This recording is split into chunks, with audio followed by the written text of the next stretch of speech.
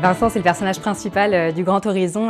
C'est lui, le cycliste qu'on va suivre pendant toute sa traversée de l'Europe. C'est un trentenaire, père de famille, menuisier, et il va le week-end s'entraîner à cette course, établir son itinéraire. C'est une des choses les plus importantes pour cette course, c'est de savoir tracer sa route sur la carte. Et donc, tout début juillet 2019, il va enfourcher son vélo au départ de la Bulgarie, sur les rives de la mer Noire.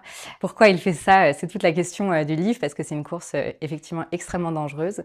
Mais en fait, il va rencontrer sur sa route des choses qu'il ne soupçonnait pas, et notamment dans son rapport au monde, aux paysages, aux animaux, à lui-même, à des récits aussi qui le dépassent, des idéologies. Donc cette course va être une grande traversée intime et politique.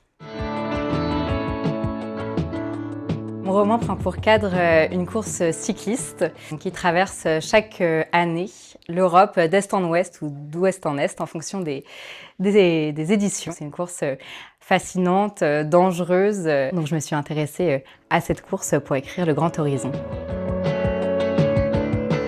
Alors oui, c'est un roman d'aventure dans le sens où on suit vraiment l'aventure de Vincent dans cette course. Après, j'ai voulu déjouer un peu les codes dans le sens où j'ai pas voulu glorifier la performance, le dépassement de soi, le développement personnel qui, je trouve, sont un peu inhumaines en fait. Et au contraire, j'ai voulu retourner la chose en le mettant dans ce petit enfer qu'est la transcontinentale, donc cette course assez folle, et que justement, ça soit l'occasion pour lui de pourquoi pas sortir de la performance et que l'aventure soit finalement un endroit peut-être de reconnexion plus humaine à quelque chose. Et donc voilà, j'ai pas voulu en faire un héros, au contraire c'est une sorte d'anti-héros d'aventure. Mais j'ai aimé jouer avec ces codes-là tout en le suivant à travers l'Europe.